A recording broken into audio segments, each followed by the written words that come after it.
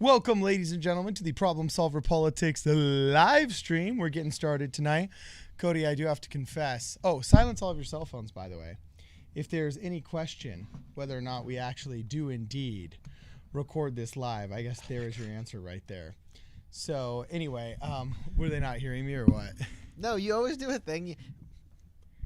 Never mind. Yeah. Oh, you mean whenever I've been on the computer, I can tell when you've been on the board because the FX fader that I never touch is on and turned all the way up, and you mute the headphones every time. I don't know why. Well, because actually, honestly, it's because when I'm video editing and it's blaring through the headphones, I always feel like I'm going to be breaking something. I want to show you something. Ready? Hit me. Listen to me talking right now. You see how it went out of your headphones, and now it's coming back. There's a little numb. Dang it! Look, Cody. I'm only flaming you because you literally bought this. Yeah. You literally went to the store and picked this one out and bought it. That's true. That's true. So, yes, I confess. Yes. I should know a little bit better than I do. Anyway, Cody, I'm not disheartened because I'm reading books like The Power of Now and Nowism, and I'm getting back into my study of the Book of Mormon and scriptures that help me maintain my Zen. Just like Jeff Bridges says in Tron, where he's like, "You're kind of hurting my Zen, dude." You know, so my Zen is good. But if my wasn't he in both? Wasn't he in what? Both Trons? Maybe he was. I don't remember. I didn't see the first Tron actually. Oh, wow! Yeah. So you refer to the 2000 whatever Disney Tron as just Tron? As the original Tron, yeah. So my Zen is not broken. But if my Zen were to be broken, I would be very disheartened by what I have seen of the past 3 days of the DNC National Convention. And mostly disheartened. Fairness, wait, though. I got to tell you why I'm disheartened. Okay. But I think, okay. It concerns me, regardless of what role you think government plays, how much taxation should be given to who, whether or not affirmative action works or not. It disheartens me that we literally have, as a major part of the United States of America, the mainline speaker being an ex-president who's basically a confirmed pedophile with Jeff Epstein. Keith Ellison never got busted. All the people talking on stage are either literally convicted offenders in that market, or basically so overwhelmingly full of evidence. And we don't hold them to account, and everything that's been said about Joe Biden, and he's still speaking, everything that's said about and discovered about, they had a little different than Bill Clinton. He's literally the nominee. Bill Clinton had no reason to speak. Oh, he wasn't married to Hillary. Hit me with this one, Cody. What's the justification of this? Elizabeth Warren was on the American Indian Caucus panel discussion. Like, Elizabeth Warren, like, at what point is it not just trolling? At what point are they not trolling American Indians by having her within 10 feet of the caucus? I don't remember the official name of the group, but Elizabeth Warren was literally on the group who's discussing how to handle American Indians. Like, well, Trump couldn't think that up. Andrew Yang. This is a little bit different. I don't know if it was actually a DNC thing. I think it was just before this. But actually, Andrew Yang was actually a guest speaker on the Pakistani Americans for Biden panel they had about a week ago as well. So this is something they do. Yeah, they just bring people whose name is like adjacent to the subject. Like Andrew Yang's Asian. That's not a like, meme to you. Yeah, Elizabeth Warren. I agree. That's not a meme. I'm saying it's par for the course, unfortunately. Dude, I don't even know if he's from Pakistan. One person was from East Asia in their Pakistani Americans for Biden thing they had a couple days ago. Like this is kind of par for the course. No, I refuse to admit that there is a major political party here that has anybody concerned with optics and has any rational, any kind of experienced operative in there that's like, oh yeah, you know, that's fine. Yeah, let's have the woman who is confirmed to have lied for 20 years about her ethnicity and have received awards and written cookbooks. Nobody cares. A supposed, that's how pathetic we are as a society. See, that nobody cares. Check this out.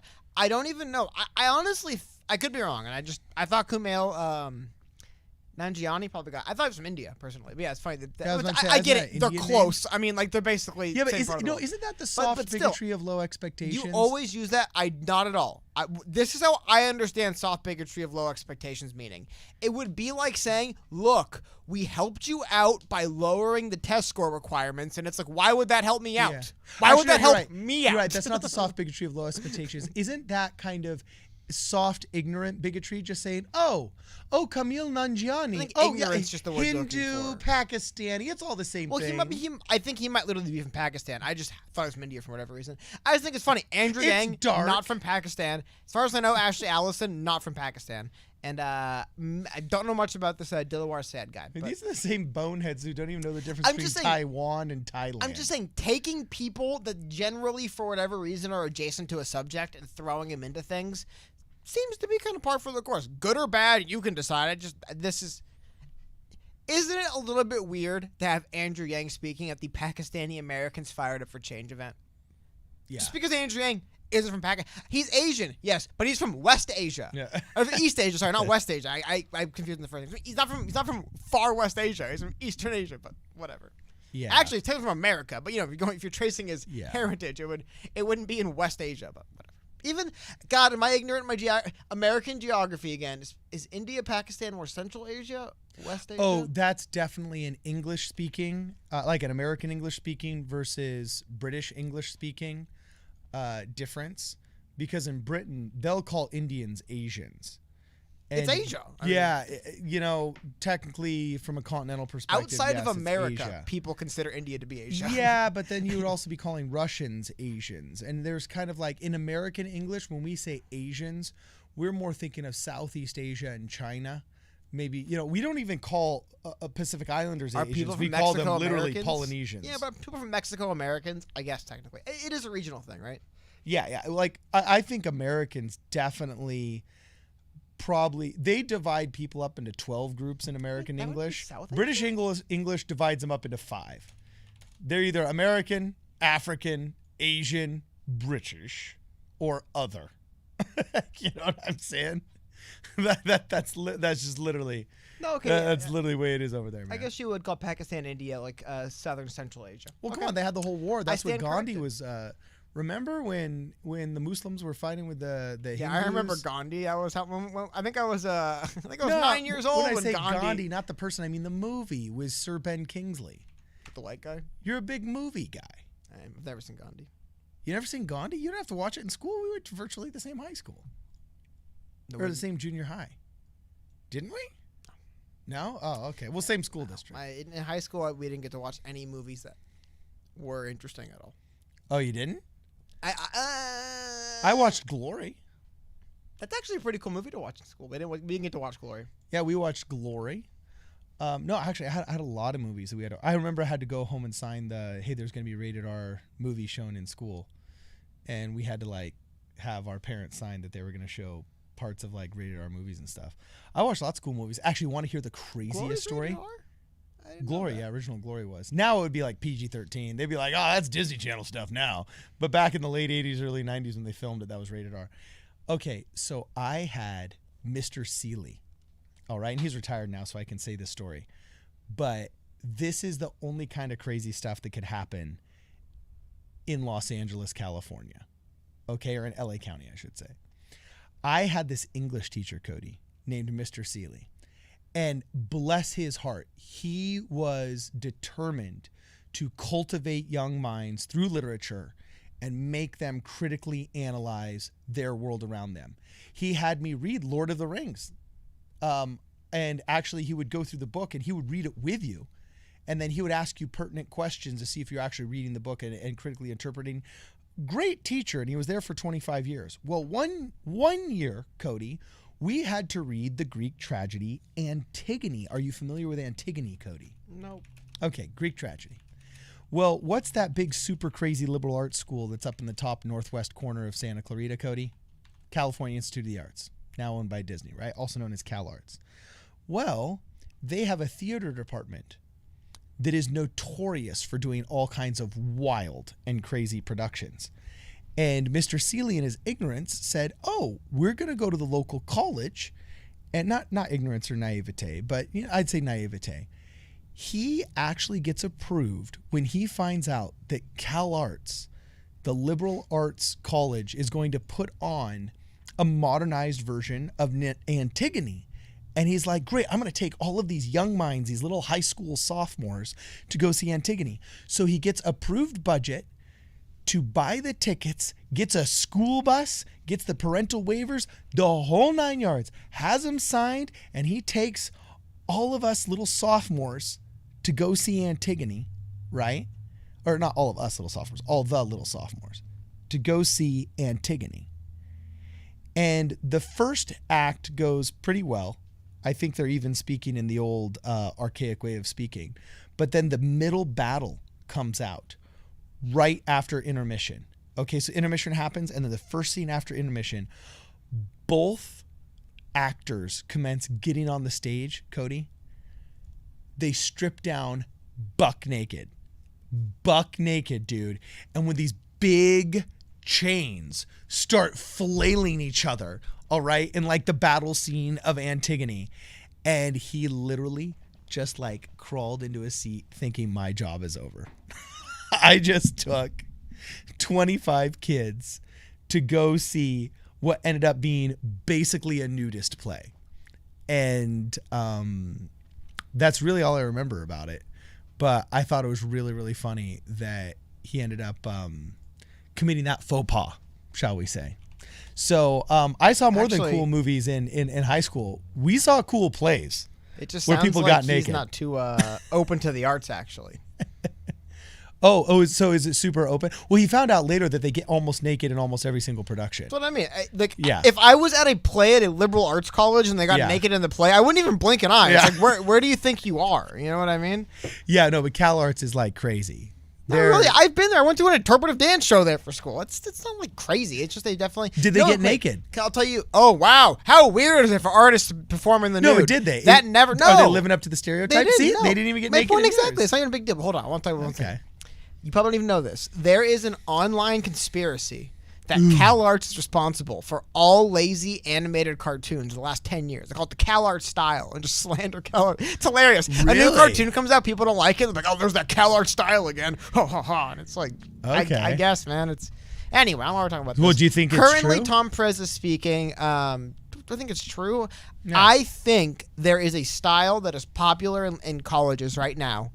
And I think people who graduate from college work for cheap. So I think the style that is coming out of college right now is the cheap style. So cheap-looking things happen to be from people who just graduated. I don't think there's any big conspiracy. I think it's just Cody, students are cheap to hire, and if students have a certain style or look, then the cheap look will be the look of students because that's you're who kind the of a cheap people buzzkill. are. You're kind of a buzzkill on these conspiracies, dog.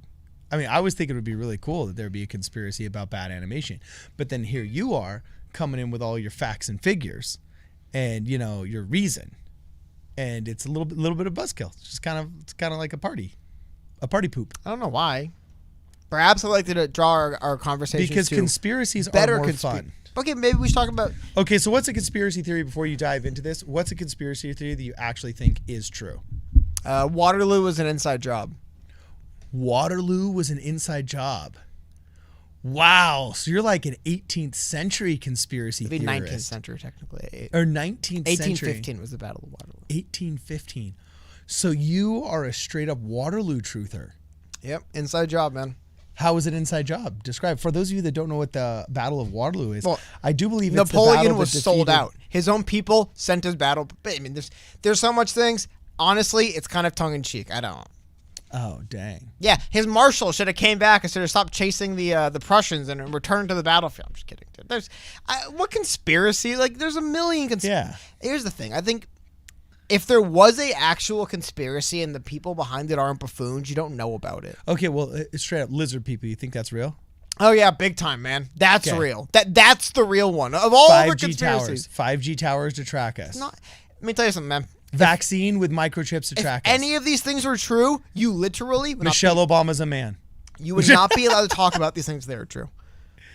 Oh, you wouldn't be? So you think that's the real threshold? You don't think the American public has How actually about gotten this, a man? hold of some Do you real- know there's never been a protest against a fascist dictator before? It just doesn't happen. There's never been a protest against a dictator. Do you Well, know yeah, that? the protest is a revolution. No, there's never been a protest. They simply don't happen. They've simply never happened. Don't bring any particular one up. Doesn't matter. They've never happened. There's never been a protest against a dictator, ever.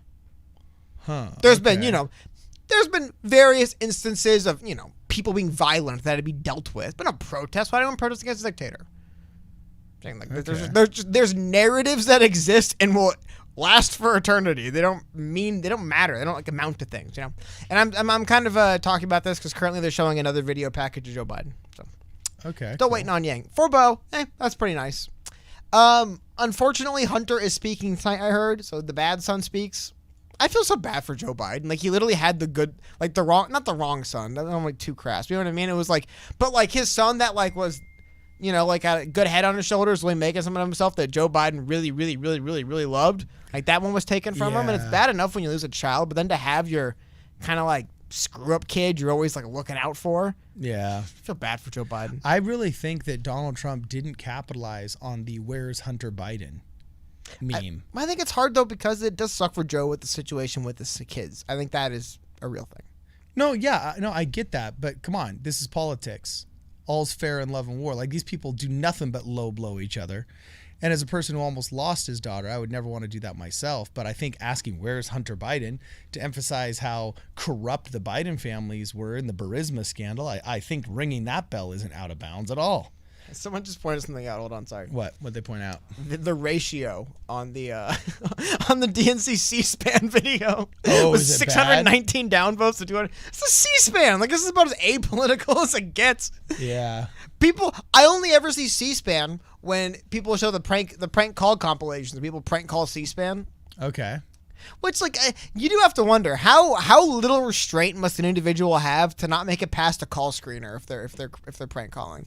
You really can't pretend for 90 seconds. Oh, I just want to talk about deficits in the budget. Then say whatever you want when they put you on live. Like, you can't pretend when those people go to screen you that you're not some crazy person. That's funny, actually. That's quite humorous.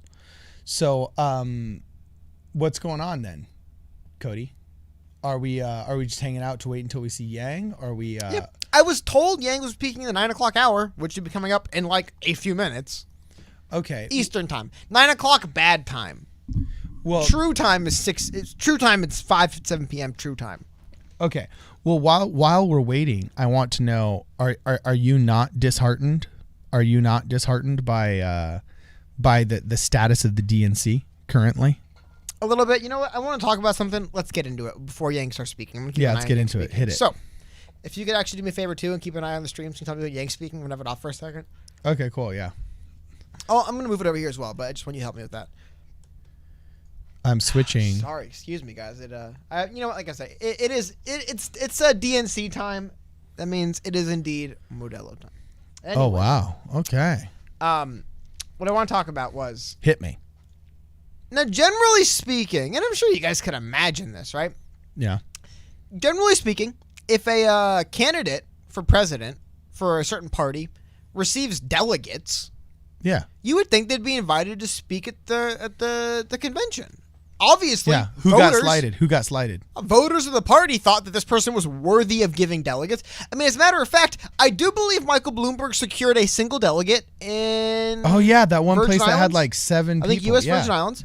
And he's speaking. I mean, kind of helps people. Why is Michael Bloomberg speaking? Well, he technically did get a delegate. However, one woman had multiple delegates. I've received multiple delegates, I believe. Votes in every state. Tulsi Gabbard. Someone tweeted this out. Reminder, at Tulsi Gabbard was one of 7 candidates that earned delegates during the primary. It's been tradition that spanned decades for any candidate who earned a delegate to be offered a speaking slot at the convention. Full disclosure, I guarantee you it happened before, once to somebody, right? But yeah, generally speaking, you would think. And Tulsi... Hey, look who the first commenter is. Well, it's because I follow her. Oh, okay. Tulsi Gabbard responded to this saying, "You are correct. I was not invited to participate in any way." Now, it might be kind of weird. I want to show you guys something. Tulsi Gabbard was, of course, for those of you guys who don't know the history, Tulsi Gabbard, she was the chairwoman of the DNC, or vice chair, I believe, and was forced to step down in order to endorse Bernie. As a matter of fact, I want to play this clip for you guys. This is the lovely Miss Tulsi Gabbard at the 2016 DNC. And play this clip for you guys. With these wildfires. Hold on one second. I will play this clip for you as soon as I mute Gavin Newsom speaking and as soon as I mute the other version of Gavin Newsom speaking.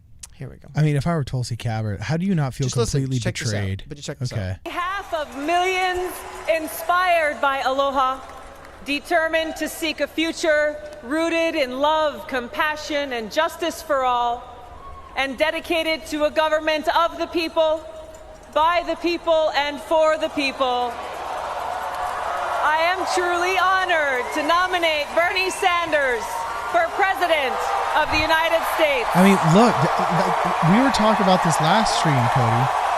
If you're a progressive, how do you not feel like the used condom and the cheap prostitute of the Democrat Party?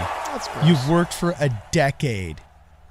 a decade doing nothing but opposition research, hounding their opposition, creating opportunities for them, knocking doors for the Democrats. And look how Tulsi Gabbard has been treated. Yeah. Hey, well, Tulsi Gabbard crossed the wrong people. Tulsi Gabbard, a famous takedown of Kamala Harris, and Tulsi Gabbard is But her takedown was no different than Kamala's takedown of Joe Biden. Okay, but the difference, Why is Kamala getting because forgiven? she's the vice president, and because she plays ball. Exactly to your point. By playing ball, do you mean sleeping with Willie Brown? Great point you brought up right there. Tulsi Gabbard didn't just say mean things about Hillary Clinton. Tulsi Gabbard stepped down as the vice chair to spite Hillary Clinton and endorse Bernie Sanders. But I do think it's interesting. I mean, I'm not saying I don't understand why it happened. I'm just saying if you're progressive, part of one of the reasons why you are progressive is because, to my understanding, and the reason why many people in the chat say I have the quote heart of a progressive is because you're somebody who's going to stick by your ideals. So if really all of our progressive friends in the chat and in our following and in our fan base are people that literally are going to stick to their guns when it comes to wanting prison reform, when it comes to wanting, their Medicare for all, or so on and so forth. If you are a principled person, you can't say you're a principled person and then end up supporting the party that has zero principles about it whatsoever. Yeah, you can. Unless you are just willing to just say, I'm not principled. No, you can do it very easily. Okay, how so? You support the party. Then that just makes you a party player and not a principled person. Call it whatever you want, man. Both are alliterations. I personally don't care the words you use to describe it. I support the party is how most people feel. Okay, but then most people are not progressive. When some random stranger comes up to you and says, technically you're not living up to your own values, people normally say, shove off, I don't care. They don't go, oh, So that's a real beer stroker. Most people are just like, whatever, dude. I don't care what you say. I agree. But here's the thing. I was thinking about this. How can people hold what seem like contradictory viewpoints, right? Yeah. It's because they don't. The viewpoint is we support the party. We support something. We support a thing. Movement against Trump. I support that. Okay. So does that mean you'll hold conflicting viewpoints? Not really. I hold a singular viewpoint. I am in opposition to Donald Trump. That's the single viewpoint I hold. I think a lot of people are like that. You might say, well, isn't that contradictory or whatever? And they're like, not really. I don't look at it that way. I look at it. That's the problem with everybody, man. You'll look at somebody and you'll dress them down and they'll just simply look at you and say, I don't see things that way. Cody. What do you do? What do you do when you tell somebody you have no principles and they just go, yeah, you know what? Shove off, man. I don't see it that way. I think differently. I think you're wrong. Like, what's the next response, right? My next response is I'm actually going to address one of the super chats. Thank you, Andrew Holman, for the super chat. Says, DNC has been cringe. Do you think Yang feels cringe on the inside, having to side with the party when he's doing media lately? His pod contrasts the DNC. Yeah, I really don't know what to think of Andrew Yang anymore, because it's really weird. He's bowed to the monster that called him John Yang. He's bowed to the media that he swore he'd never come back on, but that ended up caving to. And now he's kind of just doing their bidding and playing ball like an intern. He's really they're treating him like the cute Asian intern from the Ivy League college that they think has promise and passion, not as like an actual adult who tanked 12 of their candidates who actually already held elected office. Check out look who it is. Oh, he's gone. And then, Dude, so next super chat. Okay. Tulsi Gabbard's a great way of looking at it. Okay. Okay, I'll go super. But Tulsi Gabbard was literally a rising star in the Democratic Party, and she crossed the wrong person, and now she's persona non grata. And honestly, he's been kind of bullied out of politics. Even Tulsi Gabbard, by no accounts, seems like a weak or cowardly individual. She's been basically bullied out of politics. She's not. Maybe she'll change her mind. I don't want to speak for her, but I did see that like she announced like, look, no matter what happens in my primary, I am not going to run for re-election for Congress. And it was just like she seemed like, look, I've had enough of this. I've had enough of getting mean girled everywhere I go, and everybody's sitting at different tables and doing nonsense, like not inviting her to. They really couldn't find 60 seconds for Tulsi to say something at this entire event. Really? Look who's speaking right now, Mr. Beto O'Rourke, bozo who accomplished nothing. Just kind of honestly made the Democrats look bad. He has some supporters. No offense to them, but I mean, like, he's not like some. They literally couldn't have Tulsi involved in one of these packages. Really? How about when they had the package night one, showing all of the former 22 people? They couldn't have. Now, maybe she's being cagey and they technically invited her to that, but not to speak. Who knows? But it is disheartening. Yeah. Disheartening to see. So Kenneth Booker says, I use the same word, Cody, disheartening. Disheartening. If I were allowing my Zen to be influenced, which I'm not. But anyway, Kenneth Booker says, instead of Social Security, why don't they just make it a mandatory retirement account? Social Security seems like a ripoff. You know, I gotta say, smarter branding, right? Mandatory retirement account. and I gotta tell you, man. Oh, hold on, Yang speaking. Oh, hit it. Tell you what, if we get C-SPAN, I don't care. Let's play it. Oh wait, I gotta stop muting it. Yeah, put up the sound, baby. Unfortunately for all of us, that future is now. The pandemic has accelerated everything. If you're like me and my wife, Evelyn, you don't know if your child's school is going to reopen this fall. 72% of Americans believe that this is the worst time we have ever experienced. And 42% of the jobs that have been lost, millions of jobs, will never return. We are in a deep, dark hole, and we need leaders who will help us dig out. I know many politicians promise and then fail to deliver. If you voted for Trump or didn't vote at all back in 2016, I get it. Many of us have gotten tired of our leaders seeming far removed from our everyday lives, and we despair that our government will ever rise to the challenges of our time. But we must give this country, a chance to recover. And recovery is only possible with a change of leadership and new ideas. Bold and innovative policies that will get help into your hands in the midst of this crisis are now possible. But we need your help to turn the page for our country in 75 days. We are here tonight to celebrate Joe Biden's nomination as the Democratic candidate for president. I have gotten to know both Joe and Kamala on the trail over the past year. The way you really get to know a person when the cameras are off, the crowds are gone. It is live. It's just you and them. They're real people. They understand the problems we face. They are parents and patriots who want the best for us and our country. And if we give them the chance, they will fight for us and our families every single day. Our future is now, and it is daunting. But I ask you tonight to join me to help Joe and Kamala fight for the promise of America, turn the page for our country, and lead us forward to a future we'll actually be proud to leave to our children. And now I'd like to turn it over to a great Democrat who will be with us throughout the evening. Between the two of us, we have 11 Emmys. How's that for math? One of my favorite actresses, Julia Louis-Dreyfus. Hey, Julia. Hi, Andrew. I'm so glad to see you. So what did you think about Kamala Harris's speech last night? Back and forth here. It was tremendous. I was so happy for her. I know, me too. She was fabulous. I cannot wait to see her debate our current Vice President, Mika Pince. Or is it Paints? It's pronounced Ponce, I believe. Oh, this some is kind of the weird foreign name? This is rehearsed. Yeah, not very American definitely sounding. Rehearsed. Yeah, that's what people are saying. Rehearsed strongly. Badly. Well, thank you, Andrew. And please give my regards to the gang. I will. They're right in the next room. Have a great night, Julia. Regards to the so gang, much. everyone, from Good evening, America, Mrs. Seinfeld and herself. welcome to the fourth night of the 2020. I'll wait for another speaker to come on. Oh, that was cringe. You know what? I will say one thing. I'll say one thing. And no disrespect to Yang. He did okay. It wasn't the greatest Yang speech I've ever seen. He did fine, right? that felt like the definition of throwing someone a bone, didn't it? Yes. Like, all right, it was Yang, pathetic. you can come introduce Julia Louis-Dreyfus. It's not pathetic. I don't. Dude, No, I said they're treating him like the cute young little intern from the I Ivy think League I school. saw MSNBC graphic. It might have been Fox, MSNBC, one of those news. I didn't see. They had a graphic of the big speakers, and they showed Kamala Harris, who wasn't speaking tonight, instead of Andrew Yang. And I think that's because they knew he was just going to go up for a few seconds. I can't say I'm surprised. I didn't expect a 10-minute Obama-esque cutaway for Yang to dominate this first hour.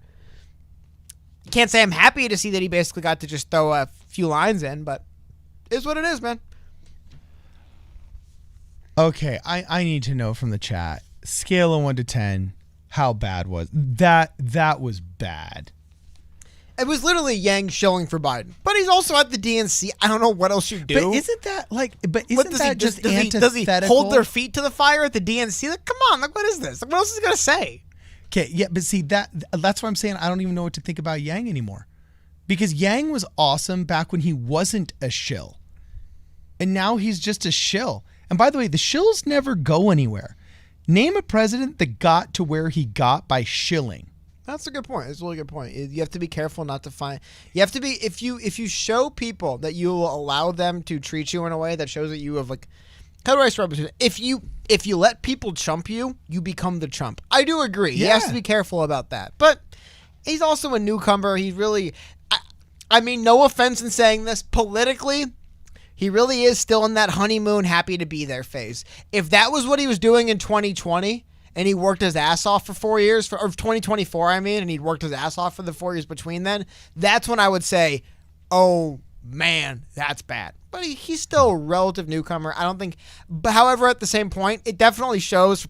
I don't think there's a place for Yang realistically in the Biden administration. Hell, let me tell you something. When Biden comes in and fires 1 million Trump hires, there's going to be a lot of jobs to go around. I wouldn't be shocked if Yang got one. But I mean, But he's not getting. There was a lot of people put on Trump's administration that were like part of the Trump. No, they weren't. They were given some ceremonial title. They were never really used for it, and they were asked their opinion, and then they were disbanded. Which I could see that happening to him because that's kind of just it's politics. Okay, but Cody, don't you remember when Andrew Yang was full force?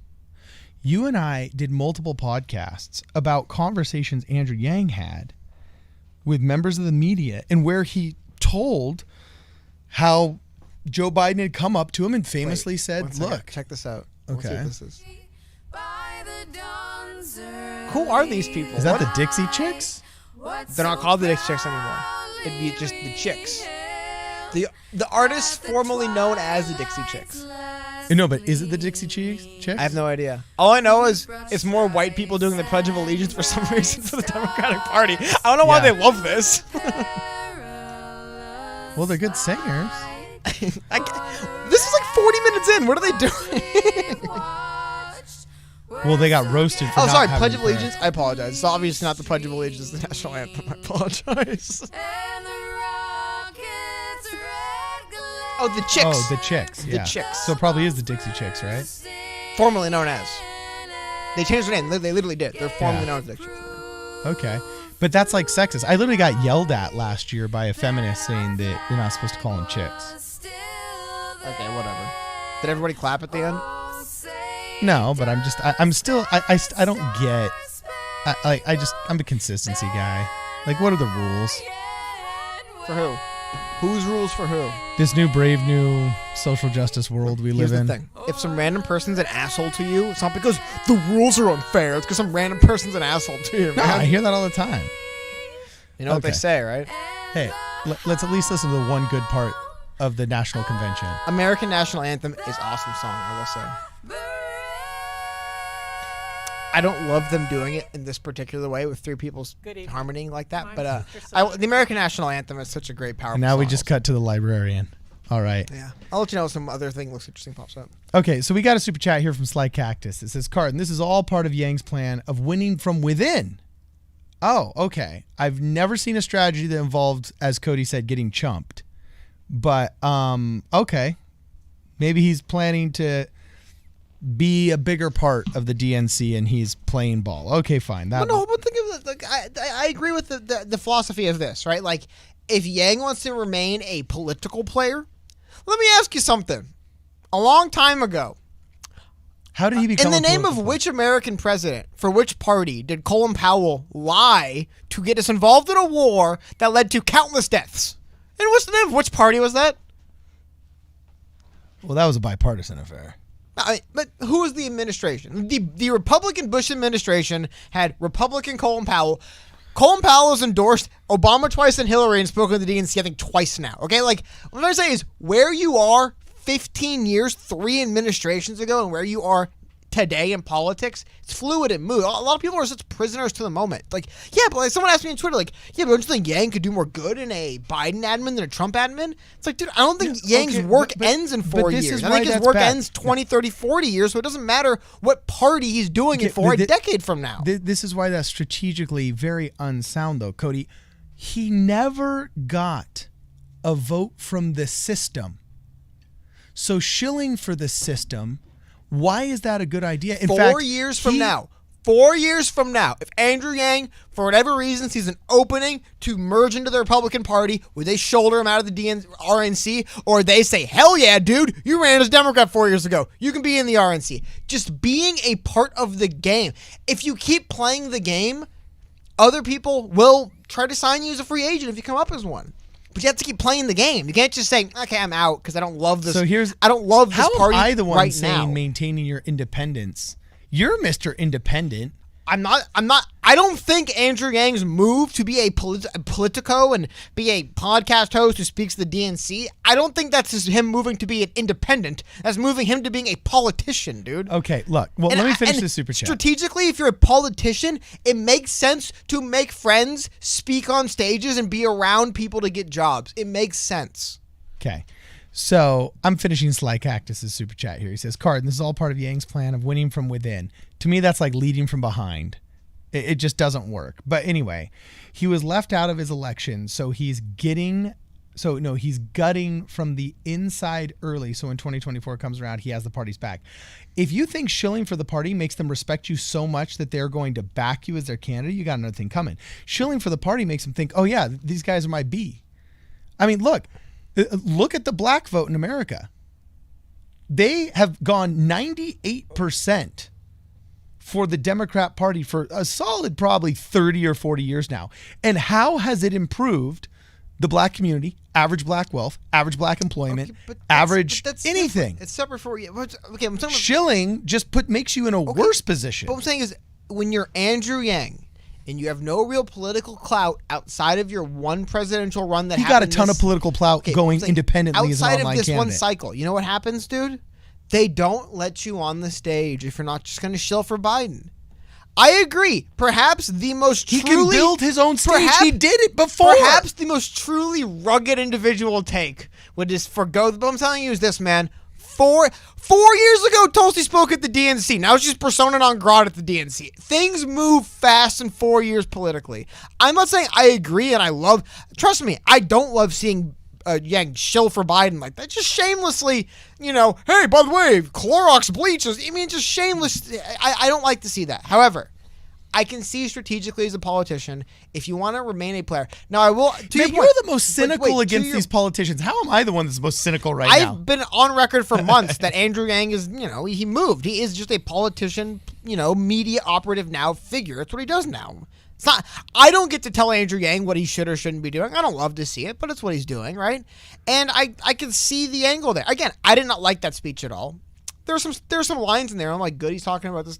It's good to see that conversation brought to the DNC, but yeah, make sure you go. Like he had a appearance on I don't know what it was, a podcast or a summit, something, where he said something along the lines of the soundbite, I believe, is don't be dumb, vote for Joe and Kamala.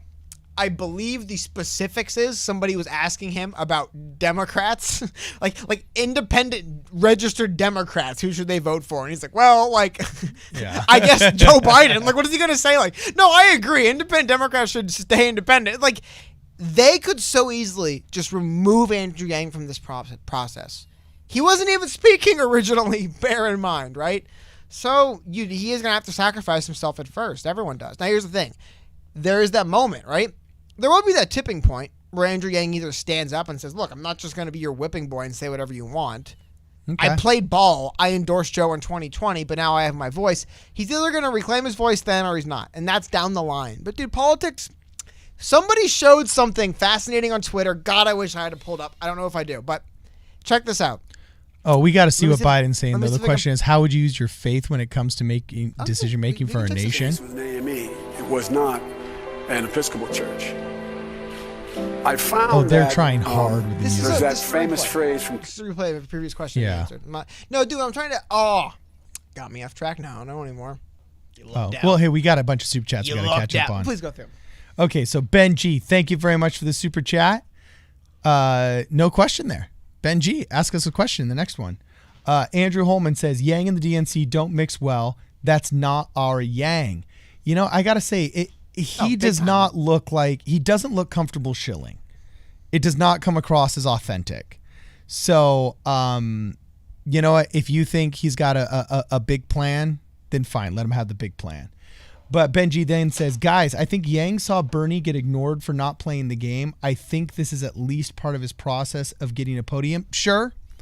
You know what? I'm willing to be... Because guess what? Guess who ended up playing the game anyway? Idea. Guess who ended up playing the game anyway? Bernie Sanders. So, yeah, Andrew Yang's younger in his career. He can afford more moves like this. Dude, everything... Sorry, what I want to get to is this. While you're reading those super chats, check this out. Okay. I want to try to pull it up right now. I'm looking for the picture of it. Somebody posted a picture. It was a picture of an early episode of Law and Order. Not Law and Order. An early episode of The West Wing. And an early episode of The West Wing, there's a picture in the background, like a prop. Here it is. So here's the tweet. And I'm not going to get into some of the stupid partisan nonsense, but listen to this. In an early season of The West Wing, an expected vote tally is written on a chalkboard as the background prop.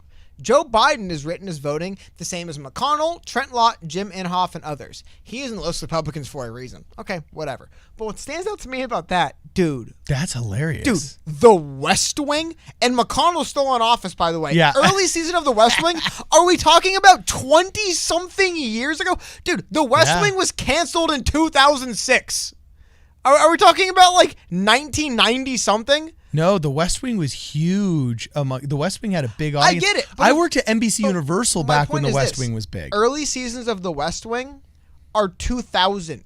They're 20 years ago. Yeah. Joe Biden's name was a political stand-in prop name on a whiteboard in a political show 20 years ago. And now dude, this stuff happens in decades. Things feel like they move fast, but they... You know what? My favorite saying ever. You know, almost everything in life happens. Almost everything in life happens this way. You know what it is? Not always, but almost. Very slowly and then all at once. Okay. And sometimes the very slowly is doing your stupid 90-second Biden shilling speech 25 years ago. And then all at once is when you run 20 years from now. I'm not saying that's the reality, but do you see my point, right? Yeah. This is it could be seen as groundwork.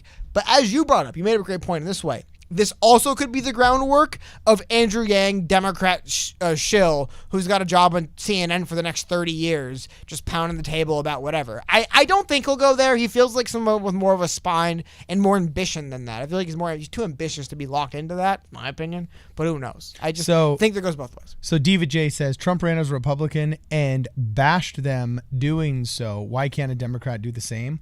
I actually agree. Some would say that's what got Tulsi into hot water. I guess it depends on which Democrat you're bashing. I'm going down the super chats.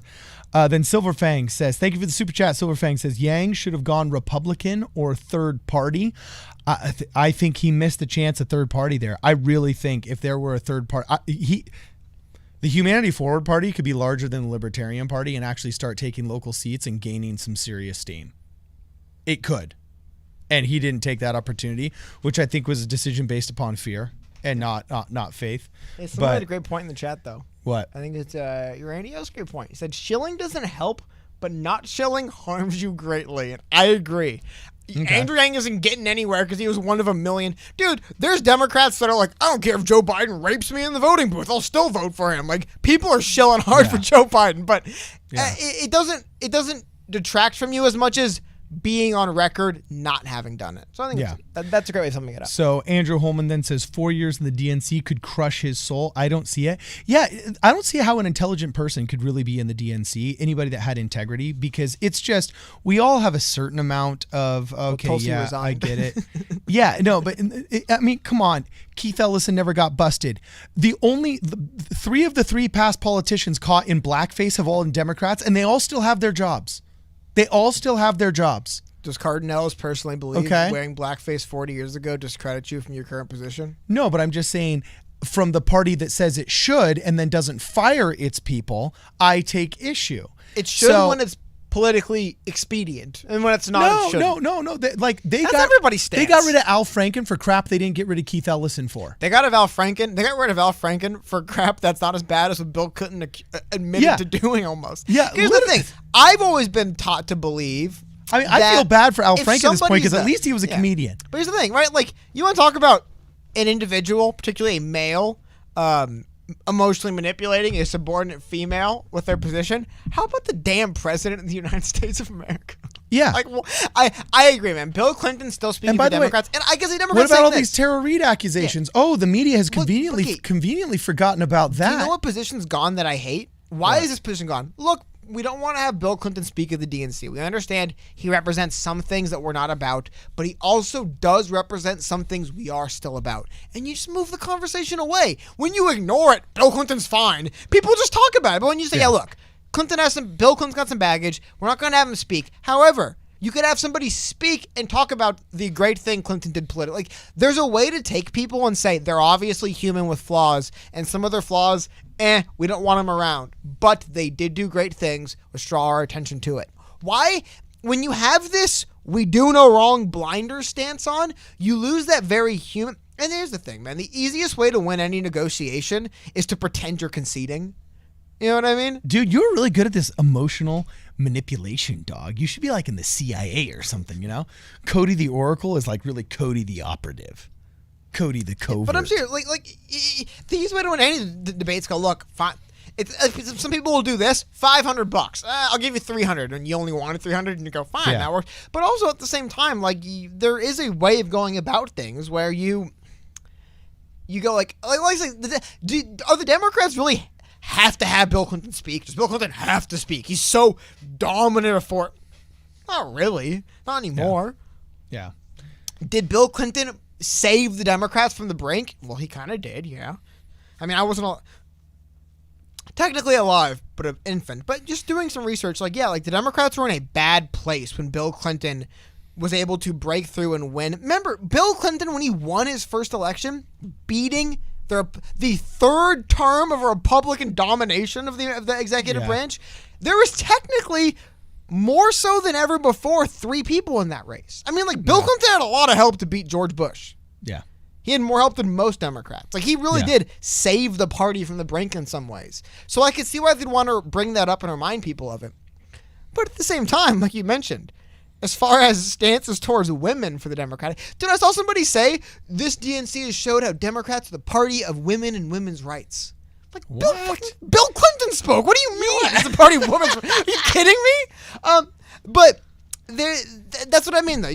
How much more would you even respect the Democrats if they did that and they came out and said, look, Bill Clinton has done things we do no longer I would stand at least by, feel like, okay, maybe I share some common values with you if you at least recognize that you are lionizing somebody who has serious issues. Like, that would show me you had 10% of a soul. And I'll take 10% over a soul over 0% of a soul. Exactly. Even if the Democrats don't care if Bill speaks one way or the other, they just want to manipulate you. At least fake wouldn't you feel better about it? Yeah, exactly. You know? That's my point. There seems to be some point, the 2020 Democratic Party, they take some of these hardline stances where it's like, I was just watching, there's one of the all-time great World War II scenes ever. It's from a video game called Call of Duty Finest Hour. Okay. And the mission is called Not One Step Back. It's the Russians in the Battle of Stalingrad. That is the Democratic Party's belief system. Not one step back. If we say something, we defend it to the death. Doesn't matter what it is. And it's like, dude, That's a way to alienate people. People love, even if it's faux humility, even if you're pretending, you know. It at least shows me if I know you're lying, at least shows me that you're human enough to recognize you had to lie. Like, you know what I'm saying? Like, it's not great, but like I said, it shows you have 10% of a soul. And I feel better walking around America knowing that the worst of us at least have 10% of a soul. And then I want to get some super chats as well. That's what I'm trying to do. Sorry. So Ideas for Yang says, not going to matter 4 years from now. Why do you say that? I agree. Because Yang's going to be running? I agree. Interesting. John Kasich ran as a Republican for president 4 years ago, and he spoke with the DNC this year.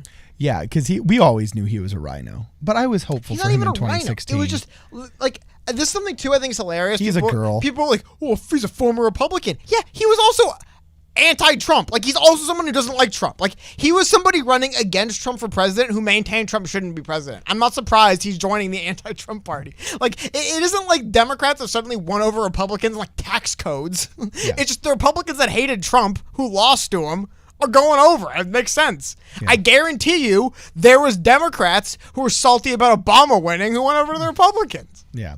So, Logan, thank you very much for the super sticker. He says, ha, ha, ha, ha, ha. I'm curious which part he liked. But anyway, Ideas for Yang comes back with another super chat. Thank you very much, Ideas for Yang. Says, personal intuition and opinion. Shook the man's hand and looked him in the eye. Don't think he will fork us over. What song is this? When the war is won, oh yeah, that's great. That's Selma. No, this is the great part of American politics. I guarantee you, me and you both disagree with John Legend a great deal. I don't care, man. One of the most talented performers in America. This is one of my favorite songs ever, dude. He's great. Man. No, when John Legend and Common. No, unfortunately, there's only one bad lyric about Ferguson in it, but I'm not going to fight with him on it. While C-SPAN might not nuke our channel out of existence, whoever has the copyright to this Academy Award-winning Common and John Legend song, they will nuke us out of orbit. Well, I'm really curious. I'm curious what Common says now, because in the original lyrics of this, he says that's why we walk through Ferguson with our hands up, because there was that hands up, don't shoot story that was offered by a supposed eyewitness that was friends of Michael Brown, which was found out to be completely untrue. So now that that's been big time categorically debunked, I'm curious if Common's changed his lyrics to it, because I think this song is a great civil rights song. I think it's one of the best modern, that and Blood in the Water by Grandson. I think those are the two most invigorating Power to the People songs. But Kanye West.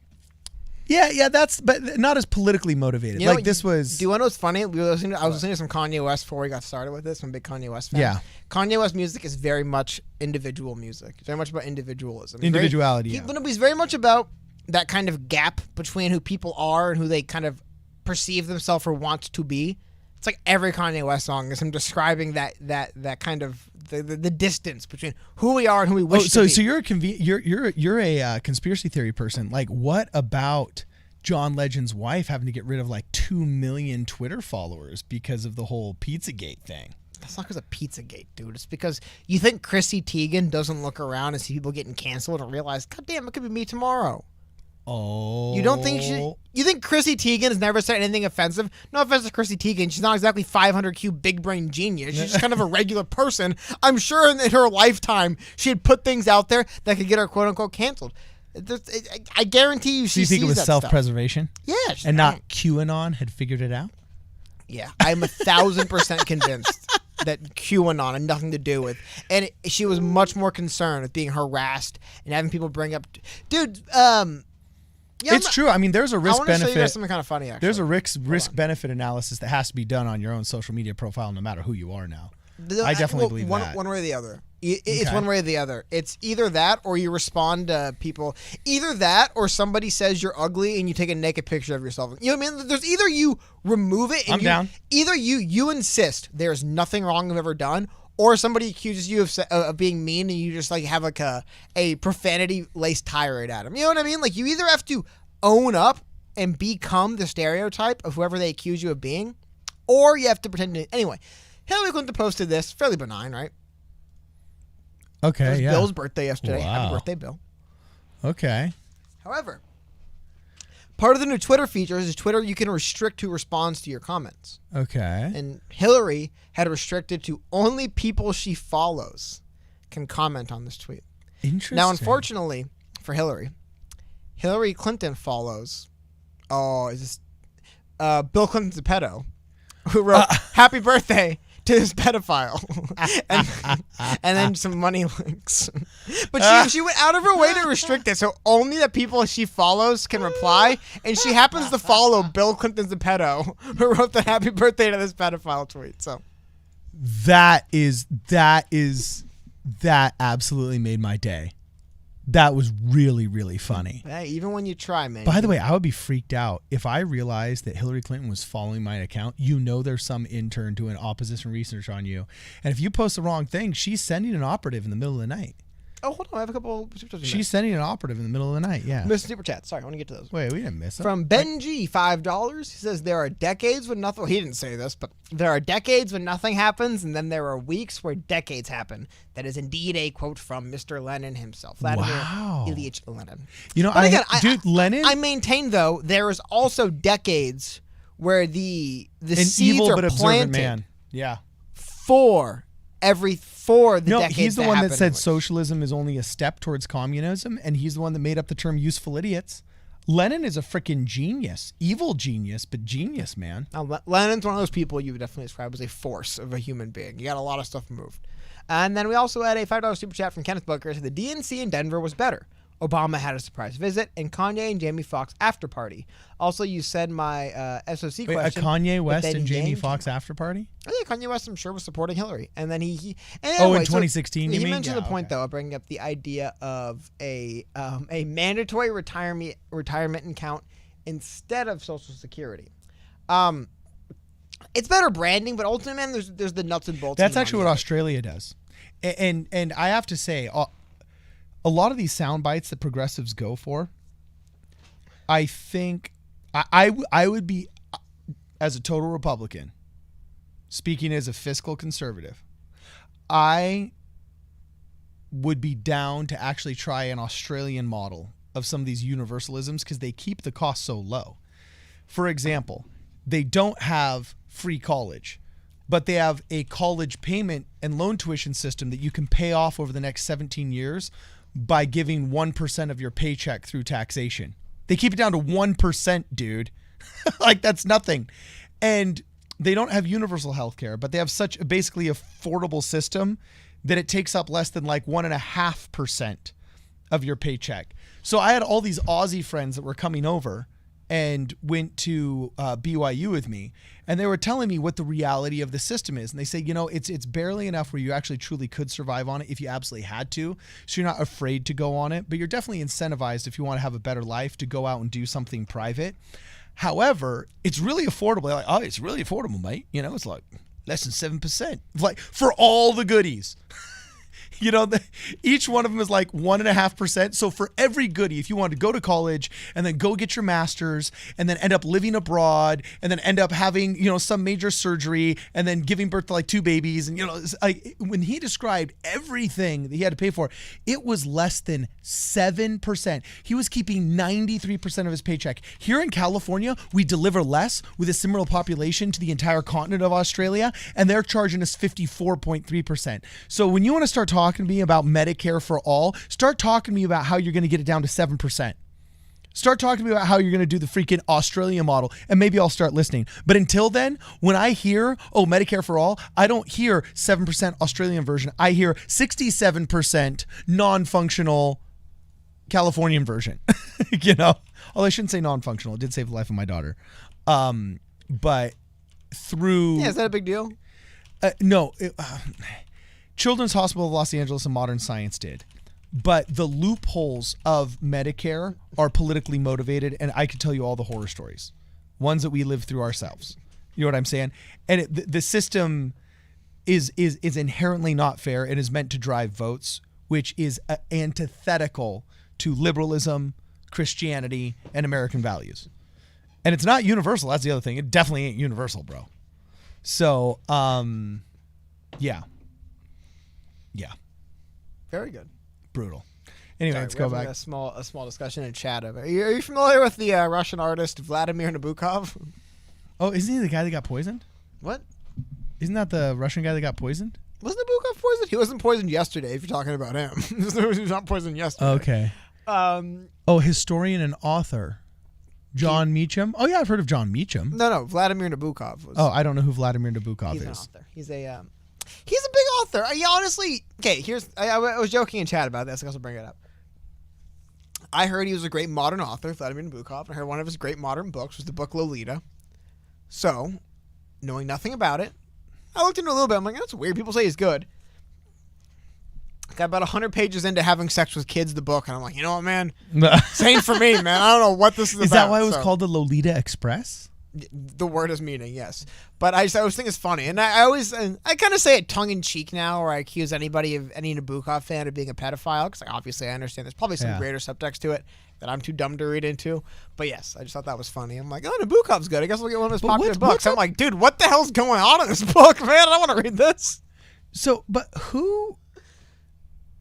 what is up with all these pedophiles in the Democrat Party now, dude?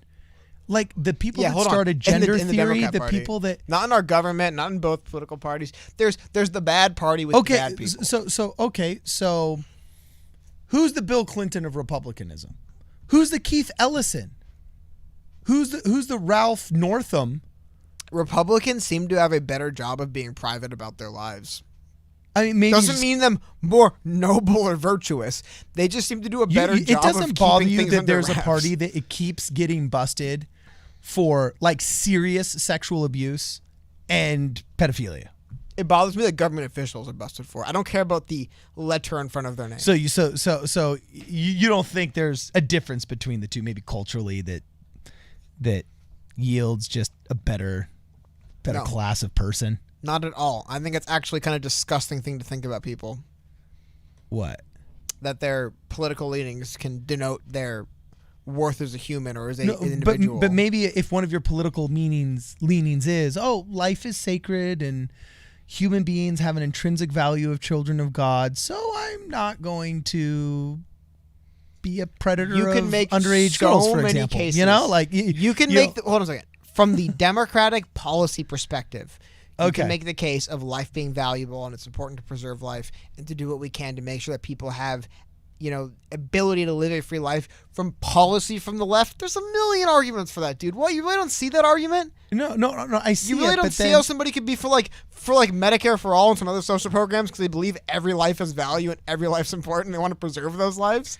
Like, you don't see how that kind of Democrat can exist. Because the same way that people are like, Republicans are all fascists. Like, you really don't see how somebody could exist who's just like, I would like a small government who's not involved in my life, who mostly leaves us up to our own to make her own decisions. Like, that person really can't exist. They don't, impossible. They're all the fringe extremists I hate. Like, nah, dude, the fringe extremists you hate are on Twitter, but they don't make up the majority of either party. I'm sorry, they really don't. No, but your average person who so votes, who's the case? So if there is a balance, and I'm just being hyper partisan here, who are the 3 politicians that got busted for wearing blackface in the past 30 years? Is that your standard? Who's the Keith Ellison? No, I've got like 7 standards. Is that here. your standard? So who's the Bill Clinton? Dude, if my grandma who's the Bill Clinton on the man. Lolita If Express? things were different, they'd be different. I agree. But who's the Bill Clinton of the Republican Party? Maybe that's getting the busted Republicans for back weren't massages? hanging out with Jeff Epstein, and they were hanging out with someone we haven't busted yet. You ever think of that? Oh yeah. So they're either better at hiding it, like you say. Like I said, but that's not the situation. Perhaps they're they're more private individuals, and that benefits them. It behooves them. I don't know, dude. I don't think so. Perhaps it doesn't surprise me. The godless party does godless action on a certain political battlefront. Yeah. The Republicans are winning, and they're driving the wrongdoing of the left out more than the left's driving the wrongdoing of the right out. I'll believe that. They're winning on that front. They all exist, dude. I'm sorry. Nobody wants. There's so few people of noble hearts and like good standing that survive in politics for a long period of time who don't just want power and are willing to do things to get it. There's very few, man. There's some, but there's so few. It's so hard to exist in that world and keep moving and stay and operate with the people you have to operate with if you're not operating from power above all else. If you're not, you kind of just left to the side. Yeah, Arrhenius brings up a good point. It says the Catholic Church is even worse than Democrats in this case. Dude, guarantee you there's Republican Catholics who are touching kids. Guarantee you. Yeah, Probably a lot of Democrats too, unfortunately for them. I but gotta guarantee say, there's some. I gotta say, having grown up during the era of that scandal, oh my gosh. And it breaks my heart because I know thousands, I shouldn't say thousands, but have met thousands, know tens of just dedicated Catholics where their faith enriches their life and they're the best example thereof. And what those few leaders did in the Catholic Church to try and save face, and it was unchristlike, it was bad. Oh, they're going to suffer for 4 or 5 generations just because of that. I have a question. Special place in hell for those people. Yeah, special place in hell for all Catholics or the certain Catholics who did bad things? Oh, the leaders. Yeah. So is there a special place in hell for all Democrats or for the Democrats who do bad things? Okay. Also, I want to get Catholics rejected wholesale their leadership that defended pedophiles. Democrats are not rejecting wholesale their leaders. That, like, at least the Catholics sent these guys to rehab. There's an anti-Bill. Clinton's not in rehab. There's an anti-Bill Clinton left-wing contention that says it's wrong what he did. That exists. If you want to argue it's not big enough, okay, but it exists. All right. Maybe it's not as many as it should be. Who knows? I don't know what that number should be. I didn't realize you were such a DNC apologist, bro. I'm not an apologist. Here's the thing. Right? You want to hear? I think I'm getting this quote wrong, but I think this is a quote. And it's a little bit juvenile, I understand. I think it's a Sun Tzu quote, but it's interesting, right? Okay. And it's something along the lines of know yourself, know your enemy, and 100 battles fought, 100 battles won. What's the most important thing of that, you think? Know thyself, know thy enemy.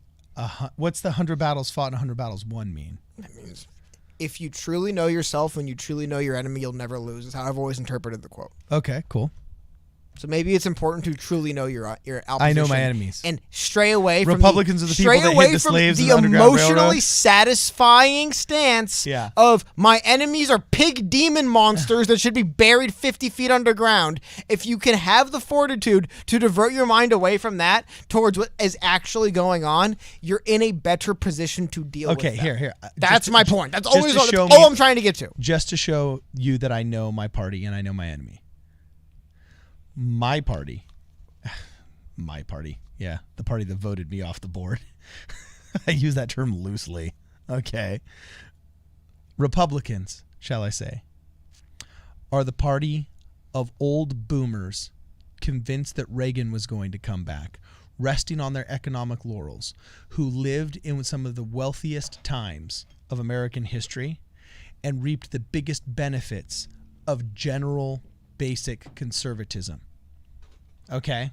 So their crimes are crimes of omission, while the Democrats are the party that's better marketers and are less concerned with principle and more concerned with power. Therefore, they're willing to exploit the general goodness of the American population. There's not a contingent of Republicans who are more interested in power than anything else, really? Yes, but their crimes, like I said, are crimes of more omission, palatable not to commission. No. More palatable to you personally, right? No, more palatable. Maybe there's a little bit of truth to that. The ones, I think, generally crimes of omission by all people are considered more palatable. But dying of starvation is just as bad as dying by poisoning. At the end of the day, it is death. So that's why I think there is such a wholesale rejection of both parties out there. Okay? I agree. So, yes, both are a crime. One is technically, yes, more palatable to me. But I take more issue with lying than I do laziness, for example. And one is a party of liars. What was the first word of that sentence? There we go. Me. So there's a lot of I personally think Republican are the liars out there too. And you both can get in line and stand. You both can form your lines across from each other, get in formation and scream, "You're the wrong one," and then reload your muskets while the other one says, "No, you're wrong," and it returns their volley, and then you can hold on a minute, "You're wrong," and you can do it forever. Or I don't know, man. No, if there really were a scoreboard, Republicans would be on top. By what metric? If you really went tit for tat down the list of what and didn't just use sound bites, What list? Human rights violations, serving their people, calories burned in behalf of your constituency. There is a contingent of Americans who say which parties committed the most human rights violations. I want to vote for them. They exist. What? I don't know a single person that's looking for human rights violations as a party platform. They don't define them as human rights violations, however, but still. Like Mayor Garcetti shutting off all of our water. I mean, I hate to reference my own tweets, but I thought one of the one amendments I remember reading as a kid that always was weird to me? I'm like, freedom of speech, okay. Right to bear arms, okay. Right to gather. And then it was like, the government shall not board soldiers in your home. I'm like, what is this? But then you realize, like, that's one way to curb dissent. The government forces agents of the state to live in your home with you. I mean, that's what the British were doing. I mean, that's why it's in our Constitution. It's because the British were quelling the revolution by forcing people to care for British soldiers to make it harder to organize and gather for the revolution because, well, the soldiers are in your house.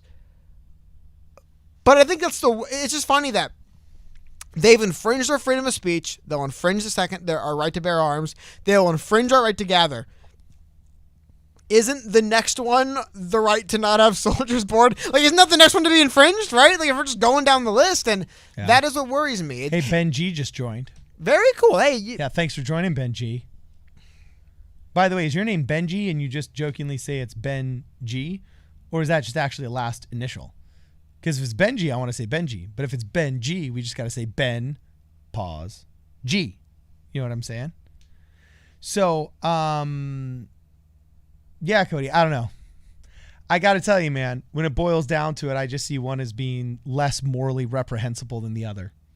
Both have their massive flaws, and I wouldn't say I like one, okay, but I would say one is less reprehensible than the other. And that's just blatantly obvious. You personally have deemed one to be more reprehensible to you. Let me tell you something, in my wisdom, that is from on high. That is legitimately the exact same thing everybody says in politics. I have deemed X to be beyond the pale for me. It's like, well, dude, I don't know what to tell you then. Okay, so, yeah. Anyway, we can keep bickering about which is worse, Democrats or Republicans, and I'll keep giving you better examples. But that's the thing. I don't know if it makes for good radio. I am not interested in which party is worst. I am interested in holding our government to account. Okay, then how about we hold Bill Clinton to account? How do we hold Bill Clinton to account for receiving inappropriate sexual acts from minors while on an island that he said he never attended? We can't, man. We do have a ruling, yeah, we can. We literally wholesale have a reject class. The party that keeps putting him up as a headliner. How about that? We wholesale rejected Kevin Spacey for his sexual advances on a minor. Freaking Netflix won't even put his show up anymore. Hey, it feels to me like you're coming around to monarchy. I agree. Dude, if it was up to me, we'd have a damn emperor, okay? But it's not up to me, so I don't get to make that decision. Sorry, but that's how I feel. It's actually, I would say I'm with Machiavelli on this one, that the best system would be a benevolent monarch. That's just fact. Didn't he say benevolent dictator? He said a benevolent dictator, yes. But in the translation, the translation's weird because the term dictator didn't really exist. Are you saying to Italians all monarchs are dictators? If you look, it was originally written in Italian, and so when you read the original, original. Would it say script or no original wording of Machiavelli's The one Prince? second, Carden. What Bible verse says, "Let he is without him"? No, forgive them, Father, for they know not what they do. Which verse is that? That's in the book of Matthew. Probably it depends on your translation because there's 50 different versions of that verse. No, there's 50 I'm sure the same books. thing. No, but there's so many different translations of that verse. Look it up right now. You'll find 20 translations. Because I personally think, "Forgive them, Father, for they don't know what they do." Right? I think that's the most badass Bible verse of all time.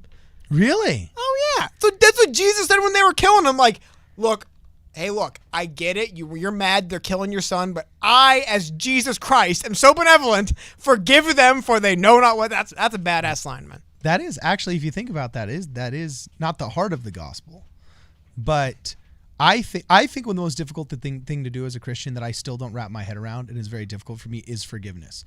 And you have always impressed upon me. You said something about 6 weeks ago that I have thought of multiple times while I'm philosophizing to myself as I do my daily labors, that you said restraint is the most I think you were saying it's like the most power. Like intuitively, we as humans know that restraint is the most difficult thing to do. So actions that demonstrate restraint, we perceive like we stand in awe of. Why do you think presidents pardon people? I, as president, the head of the executive branch. No, because it makes them look good, especially if the system has failed that person. It makes them look benevolent, like they've forgiven people.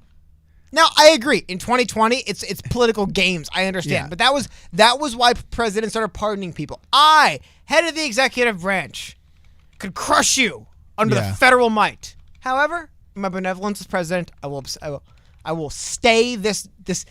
Dude, kings used to do stuff like this, man. Kings used to pardon people openly in front of crowds to show that I am your leader and benevolent and can forgive. I have the power to take life if I choose, and I'm using that power to take life, and I'm using it to save your life. Yeah, that's like goes back to like thousands of years, dude. Yeah. So, here it is. Benevolent dictatorship has actually been a title that's been applied to people. Look, there's an entire Wikipedia page just to benevolent dictatorship. Somebody asked if a democratically elected monarchy exists. There actually is a little bit different, but there is what are called constitutional monarchies, where people come together and they vote in a constitution basically to govern their monarchs they've elected to. It varies. There's there's various governments operating under like a constitutional monarchy. If I got it wrong, let me know in chat. Wait, a constitutional monarchy. I'm looking this up, dude. Where's an example? What is a constitutional monarchy? Jordan. I believe Jordan's a constitutional monarchy. No, that's bloodline, isn't it? No, but what I'm saying is it's when the people basically... Current constitutional monarchies. Okay, today the world's 43 constitutional monarchies are members of the Commonwealth of Nations, a 53 intergovernmental support organization headed by the city monarchs of the United Kingdom. Some of the best recognized examples of these modern constitutional monarchies includes the government of the United Kingdom. Wait, no. Oh, no, okay. That's not democratically elected constitutional monarchy. It's not, okay, they don't elect the king. What I'm saying is, generally speaking, I'm no scholar on this, but what it generally means that people have come together and agreed on a constitution that will govern their monarchs. Yeah, so look, there's Canada, Sweden, Japan. Yeah, but that's just normal monarchy now. I want to know, where is it I'm almost positive Jordan is technically because like Britain is look not. it up. Look up Jordan. Yeah, but Britain. What's the government the Queen of Jordan? Can't do anything. I understand, but there's other it's states, not a real monarchy, especially in what we call the Middle East. There are states that operate with a. You mean Asia? No, no, I'm speaking specifically about like Iran, Saudi Arabia, Jordan, states like this. They do operate under some form of like that. Wow. So apparently this all happened after the signing of the Magna Carta in 1512, of which, by the way, I am related to 5 or 6 signers of the Magna Carta. Did you know this, Cody? You are looking at blue blood. What year was the Magna Carta signed? 1512. Okay. 1512. We have castles in Bath. If you actually do the my family history, we have castles in Bath. That's a deep cut. Ever heard of the Bath Cathars? No, what are the Bath Cathars? I hope I got the word right. Let me look it up first for you. Is this where the term catharsis comes from? I honestly have no idea, but Cathars go back. Is it Cathars? The Bath Cathars of Bath. They bathe. I swear to God, I saw a thing about this. Anyway, there's a bunch of people in Bath, that region, who, for whatever reason, it was like mass hysteria. They all insisted they were descendants of this very weird, obscure French sect of Christianity that no one heard of thousands of years ago. Like, they were like butchered hundreds of years ago. And randomly in the 60s, a bunch of people, I think it was Bath, like, hey, I feel like I lived a second life, or I was this person. And they described, like, I thought it was the Cathars. I could be wrong on this. It's just this big thing about it. So... yeah, well, I don't see Bath Cathars. I looked it up too. I didn't see it there too. I saw something about it. The Cathars and reincarnation. There we go. That's what it was. Yes, it was. The Cathars were duelists. It was people in Bath who said they were reincarnated. There were people who lived in the city of Bath who said that they were reincarnated, and they did some research and they were trying to figure out what it was, and they found a Christian sect of like French people that had all died, and their stories somewhat lined up. It's probably a hoax for all I know. I just remember reading that story. Oh, this is part of early Christianity, bro. Look at this. Cathars clearly regarded themselves as good Christians, since that's what they called themselves. On the surface, their basic beliefs seemed unremarkable. Most people would have difficulty distinguishing the principal Cathar beliefs from what are now regarded as conventional Christian beliefs. However, pursuing their fundamental beliefs to their logical conclusion revealed surprising implications. For example, that Roman Catholics were mistakenly following a satanic god rather than the benevolent god worshipped by the Cathars. And like earliest Christians, Cathars recognized no priesthood, but they did, however, distinguish between ordinary believers And wow, This is what I was talking about. One second. Here's an article from History Extra. Medieval Albigensians, Bath's reincarnated heretics. This is so cool. My mother said when she lived in Bath in the 1960s, a few women living there were convinced they were medieval Albigensians reincarnated. Yeah. And this, I believe, is the story. Sorry, I pulled the wrong thing up that they were going through. It's concerned psychiatrist and Dr. Arthur Geardrum, who wrote books on extrasensory perception, ESP, and reincarnation. In the 60s, he was a consultant at an NHS clinic in Bath, but his spare time he was becoming increasingly fascinated with the Cathars, Albigensians, and the heretical Gnostic sect. Wow. I was right. They were French, yeah. And sorry, well, this is a long story. Actually, this is very short. So they said that in his book, The Cathars and Reincarnation, he described how a patient, Miss Smith, a housewife and authorities, told him how terrible nightmares she had been suffering since her teens. Gurdon became convinced these dreams were of a past life as a peasant girl in medieval Toulouse. He further believed that he himself had been a Cathar cleric and that he and Mrs. Smith had been acquainted in their previous lives. This sounds like delusions. Dude. Mrs. Smith, he said, provided some impressive detail of this past life. He said, the other person experiencing delusions. Speaking of this, delusions and stuff like this. I just blanked. Sorry, I'm gonna try to remember. Talking about Cathars, you're talking about delusions. You're talking about medieval history. We gotta prime your pump, Cody. Yes, sorry. See, I primed it. I was reading a memoir of a World War I soldier recently. You know what he talked about? He was describing the devastation that had occurred in France. And part of the devastation, he was describing how the home that Joan of Arc had lived in had been destroyed. And it was like a tragedy. Like as they were marching by, men were commenting like, "Oh, remember when we marched by and we commented that was the house Joan of Arc lived in? Like, look, it's been burned and destroyed. It's basically gone." Joan of Arc was out of her damn mind, man. Joan of Arc believed she was like possessed by God to like lead the French. I mean, she literally was delusional. But her delusions led to French victories over the English. So thousand plus years later, revered. Or not 1,000 plus. Hundreds of years later, revered individual Joan of Arc. Hey, so we got to catch up on she 4 was super a chats. Crazy person. But her delusions led to success, so we venerate it. Okay, so I just had to refresh. I can't see the super chats. I got them. I can see the last one, but yeah, I think we're 4 or 5 behind. No. We got those. You hadn't seen them yet. I have ideas for Yang. $2. Thank you very much. How about we just let a few AI have at it? Well, be careful what happens then. Yeah, seriously. And I hope it doesn't become self-aware. You know what I'm saying? Then there was more, though. There was other ones that we hadn't read. I saw like 4 or 5 of them. They just went. No, I literally have the viewer activity tab open. I've read all these. Oh, okay. Yeah. Oh, you have? Dang it. Then how come I didn't recognize it? So apparently I'm a Joan of Arc disinformation spreader. Joseph Brewster said Joan of Arc did not believe she was possessed, which, to be frank, I would believe that. Because we brought this up. Where do we get our Joan of Arc history from? We get it from the English who hated the French, and Joan of Arc was le French. She's famous for her victories against the English, I believe. So yeah, I do wonder how much, because I realized this myself recently doing some research into Napoleon. So much of how we view Napoleon is because the English hated him and not as he was. I wonder how much of how we view Joan of Arc as English speakers is because the English hated her, not because she has her own church. Doesn't she have her own sect of Catholicism? Aren't you like Joan of Arcian? I am not a follower of the Joan of Arc. No. Yeah, hold on. Joan of Arc. If I remember correctly, though, Joan of Arc, her primary battle tactic was one of the most time-tested battle tactics ever, which is the feign retreat. Almost always works because it is very effective. I think if I remember correctly, she was a very big fan of the feign retreat. Because it's good. If you can organize it well, you're probably going to win. Okay.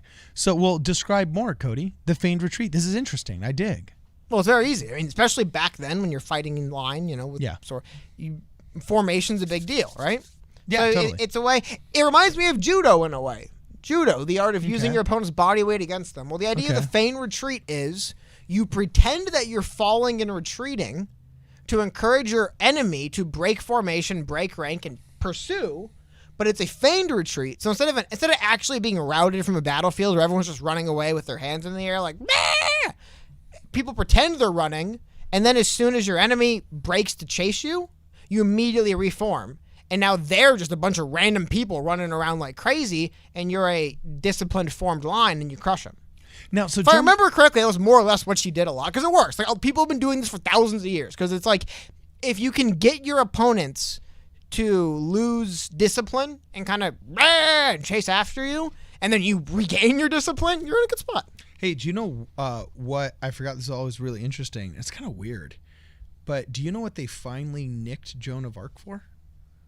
What her technical crime was? Because she Probably was burnt, heresy. she was burnt at the stake, right? Yes, if I remember correctly, yes. The English were not fans. Again, probably one of the reasons why English, but do you know what her English teach that heresy Joan of was? Arc was a schizophrenic 'cause mad person. They couldn't nick her on the regular heresy charges because a lot of things she claimed that she was going to do, she ended up doing, which ended up not being a lie and not being heretical. I guess that kind of speaks to the strength of God. Yeah, exactly. So that was. Do you know what they finally nicked her on? What her heresy was? They had to change the rules.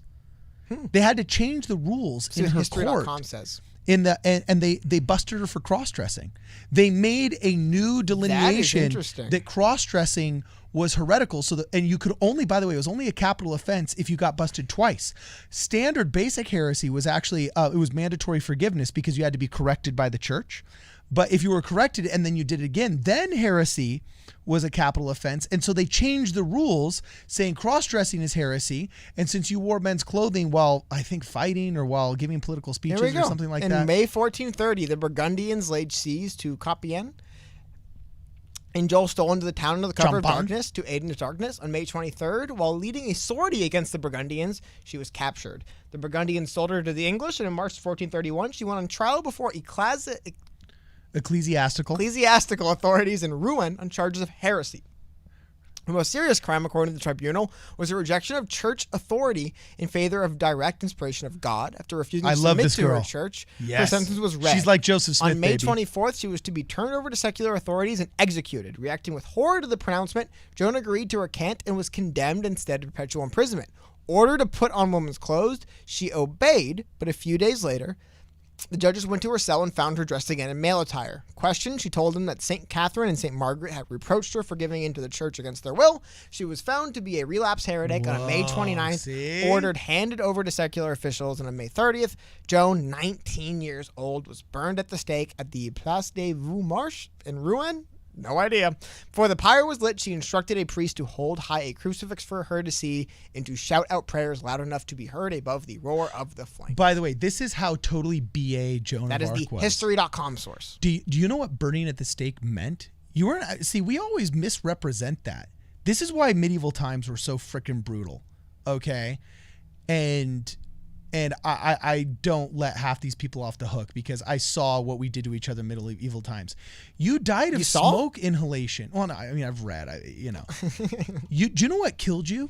Yeah. It was the smoke inhalation. They literally just kind of slowly cooked you. They didn't burn you with these roaring flames, so it was over in 2 minutes. Sometimes getting burnt at the stake would last for days. Cody, days. Oh, yeah. Yeah. That is so inhuman. Oh, yeah. Joan of Arc is BA beyond BA. Total BAMF right there. Hey. 100% BAMF. For hundreds of years, every French person and every English person was born with a singular goal, to kill French or English. So she killed many English in her time, so good for her. Oh, hey, Joan of Arc was pretty. Well, who knows what she looked like? It was a 16th century. This medieval representation has her century? looking like Megan Fox with short hair, like the chicken Metropolis. Was it a French or was it an enemy of the English who made it? A 1903 engraving of Joan of Arc by Albert Lynch, featured in Figaro Illustre. Oh, 1903. Magazine. He definitely saw her then. Oh, dude, I'm convinced. She definitely modeled for him when she was I've seen those YouTube videos of time travelers. I've seen those YouTube videos of time travelers, and this guy probably was one of them. Hey, interesting super chat right here from Gianna Marico. Okay. Johnny Marico. The Cathars were highly evolved Catholics. They believed in reincarnation, veganism, and renunciation. Very close to Hinduism, 11th and 13th century. Very interesting. Dude, I like this Johnny Very fascinating. Marico. Yeah, dude, Johnny, we got to hang out. People like you are cool. My Melanated Scope says, hey guys, hi, no idea what's going on, but I'm here. Hey, we're extolling the virtues of Joan of Arc. We're talking about anything but the DNC. Yeah, while Cody defends the DNC. And I point out that the Republican Party, despite its flaws, isn't loaded the hill with pedophiles. So that you know of. That's that we know of. By the way, once again, if I really had to boil it down, I trust a person, not trust, but I feel just slightly more comfortable with a person that at least knows they have to lie about it or is smart enough to cover it up than one that is stupid enough to get caught. A lot of voting is you aligning with whatever group or value system you as an individual find to be the most particularly palatable to you as an individual. A lot of voting is an individual thing. It's one of the reasons. Why do we vote in private, dude? Why is that a big deal? Why was that a thing that everyone didn't know? Like, isn't that, like, think about it. Why? It's because we as human beings came to this understanding that we're never going to figure out exactly why everybody votes for whatever specific thing they vote for. So we just do it in private and try to get on best we can outside that's of to it. defend people because the founding fathers wanted freedoms. freedoms. Are you familiar with the paradox of tolerance?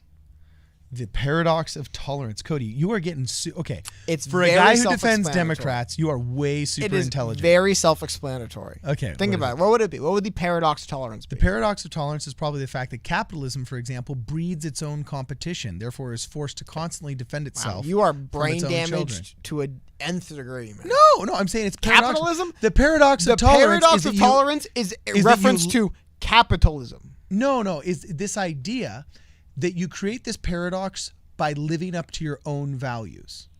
Okay? Is that a paradox? What's a paradox? A paradox means like a situation in which there is kind of like a catch-22 or there's a juxtaposition. It's a seemingly observed or self-contradictory statement or proposition that when investigated or explained. So what would be the self-contradictory statement of tolerance? It's right in the name. How can one tolerate intolerance? How can one tolerate intolerance? That's a paradox. And will the tolerating of intolerance lead to intolerance reigning supreme? As the intolerance will not tolerate you, but you will tolerate the intolerant. Is that not a paradox? That is a paradox. See, Cody? I'm down with you on that one. So what are we arguing for? And how does this have to do with the DNC not harboring pedophiles? My point is that there is always this sense of at what point do we draw the line on tolerance? Some people would say what you believe or do is intolerant. They will not tolerate. No, we draw the line on action. We draw the line on action. As a society, we as Americans who follow the Constitution. This has been debated for like 100 years or so. It's like for a truly liberal, freedom and free society that tolerates things, what is that line?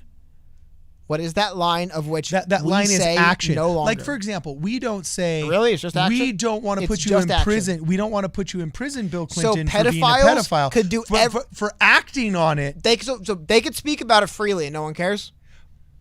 Under the freedom of speech clause, they could speak about it. Well, it's not that nobody would care, but we wouldn't arrest them. Would we tolerate it?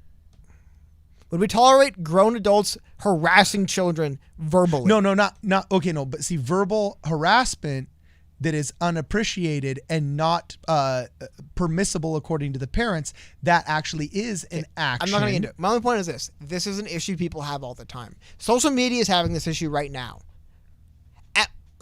Are we tolerant? Now you're defending big tech. First it was the Dems. How am I now it's big tech. I'm actually, I'm not defending. I'm saying they're erring here. Yeah. They are truly just becoming intolerant. Yeah. They're not walking that fine line of making sure you're not tolerant of intolerant beliefs. Because even then, I forgot the guy's name. Popper, I believe Popper is the last name of the philosopher who spoke about this. He even said, he's like, look, I don't think the state should be controlling what people say. However, he even said that the state should reserve the right to remove things that are just, they cannot exist in a tolerant society. However, things that people are just intolerant of, they should be allowed to say it so it can be combated. But the state should always reserve that right. However, so remove the state and make it Twitter. Twitter should always reserve that right to remove things that are just, they cannot exist. They cannot exist in a tolerant society. But how does Twitter draw that line? Twitter isn't a society. Twitter isn't a democracy. Are you saying Twitter's not Twitter real life? isn't a liberal, free country. It's essentially a dictatorship. It's a monarchy. I mean, the ruling class at the top of Twitter decides how the thing runs. That's how it works. And we're seeing what happens when you kind of inject that paradox into something where there is just supreme leadership from the top. And it's, we will simply remove anything we don't like. And it's funny. It's kind of the bad end of that paradox there. They're going too far the other way. Yeah. So they're not just reserving the right to remove things; they're just outright removing anything. And it's interesting. It's a tough balancing act to make. Okay, guys, so we are going to wrap up here in the next 3 or 4 minutes. If you got any last super chats, get them out of your system. Let us know what you're thinking. Got any last deep burning questions? Make sure you throw them up on the chat here. I'm going to address this super chat by My Melanated Scope saying intolerance by definition isn't tolerable. If you can't tolerate intolerance, then it's tolerable. Oh. What am I missing here? See, he's saying what you were saying. Let's say there's a word called Jumanji, and Jumanji means being more or less okay with what people do. So I would just say, pick a word. I understand these semantic arguments around tolerance, and that's a great point. But just the idea of this is, as if a society is going to say live and let live, they must decide to which degree. And it's tough. It really is. At what point are you no longer living and let living, and you're kind of codifying how to live? And at which point are you letting people live and let live a little bit too much, and it needs to be controlled? That's what I'm trying to describe. America's little brother is talking. Push and pull right there. Again, 2 nights in a row. Yeah, America's little brother's talking. He must be a real rock star. I like how they got him a new venue this time. The last venue didn't go so well. And don't you love that Italian lighting? It looks like they just put up some flags and a macaroni grill and then tried to light a lava lamp behind it to make it look cool. The sad secret to video is as long as the speakers... Where's all his gay designer buddies that are going to make it look awesome? And nothing else is in focus, you'll look fine. Yeah, like where's Queer Eye for the Straight Guy? That looks fine to me. It's better than when he was yesterday. Dude, actually, Elizabeth Warren had a pop-in set. I was wondering if that was rear projected and green screened or not. And the sound on... I've really become sensitive to the sound quality of these Zoomed activities, you know? And yeah, yesterday it was heinous. It was all over there. But the one transgender activist actually looks like somebody like soundproofed a room and, you know, like done the whole... Well, I wonder if they do live streams normally, so they're just... Yeah, it was like... I definitely thought the one activist, I was like, wow, this person's got sound on lockdown. I'm actually going to sit and listen to him. Meanwhile, Cardi B's like blaring through her retina on the MacBook Air in the middle of the airport. One last thing I want to talk about. Billie Eilish, I believe they pronounced her name, performed last night. Yeah, she came out hardcore against the Repubs. Do you know how old she was when Donald Trump got elected? Oh, what, 13? She's 14 years old. Or 14, yeah. Look, I'm not like one of those things like, you must be this tall to talk about politics. But it's like, dude, she literally was in like middle school when you guys had the last election. Yeah. Like, no offense, but like, can we get someone who's 23? Like, at least like close to graduating college age? Like, what the hell they're is better this? Marketers. That's what I'm telling you. is Democrats are better marketers. I give this to them. I mean, they'll sell you. Do you really think they'll sell you a car with sugar in the gas tank? Billie Eilish. By the way, she's not like a political. Democrats are better marketers. She does pop music. No, they're better marketers. But is that an effective? Is that effective political marketing? Hey, this 18-year-old pop star. This 18-year-old pop star who more or less doesn't talk about politics. Let me tell you why it is, Cody. Is because the Democrats have figured this out and the Republicans haven't. Okay, and this is where Republicans are stupid and asinine, and they're completely doing a disservice to the younger generation of their party and America at large. They haven't figured out this basic truth in America that when you register somebody young, if they vote for the same party in their first 3 elections, there's like some absurd stat. I don't remember the exact stat, but it's like 97% chance that they will vote for that party presidentially in every single election for the rest of their lives. If you can get them in their young formative years, their first 3 elections. There is voting data out there hardcore. There's data for everything. That sounds like what politicos tell themselves to sleep at night. Do you know how many people in this country voted Obama, Trump? Tell you what, enough people did that for Obama to win twice and then Trump. Like, this notion that it's like, you got him for life. No, especially not today, dude, the way information travels. No way, man. Okay. There's people who are like the Cheeto Man, Satan, who are voting for Trump today, dude. Like, what are you talking about? Okay. Before I prove you wrong, I need to read another super. I don't care about your dumb studies. I live in this world, okay? I live in this world. That's a good rebuttal. I live in this world. I'm going to start saying that when I argue with Brittany. I live in this world. Okay, so Ideas for Yang. Thank you for the super chat. Ideas for Yang says, I'm nonconformist, but by being so, I am also conforming. Oh, that's true. In fact, talk about paradoxes, huh? You have to watch. Everybody's homework tonight is to go watch a short film done in the early 2000s by BMW. As a marketing plan, they tried releasing a bunch of short films, and my favorite one has Gary Oldman in it. Good actor. Yeah, great actor. It's called Beat the Devil. And what's hilarious is James Brown, when he was still alive, comes back to renegotiate his contract for his soul that he sold to the devil in order to be able to dance. But he says, I didn't think about the aging, man. And as he had aged and he wasn't able to dance, he went back to the devil and he says, I'll re-up myself for another 20 years if we can race these cars. And of course, Clive Owen races the BMW. Gary Oldman has the old Pontiac. And what's hilarious is when the devil comes out and he's criticizing James Brown, he said something just so genius. He said, all you rock stars, you're all the same. You preach a cult of individuality, but at the end of the day, you all look the same with your hairdos.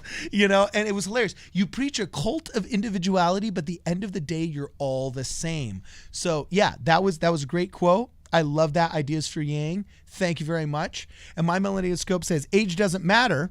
In 2008, I met both Obama and McCain at the NCLR conference.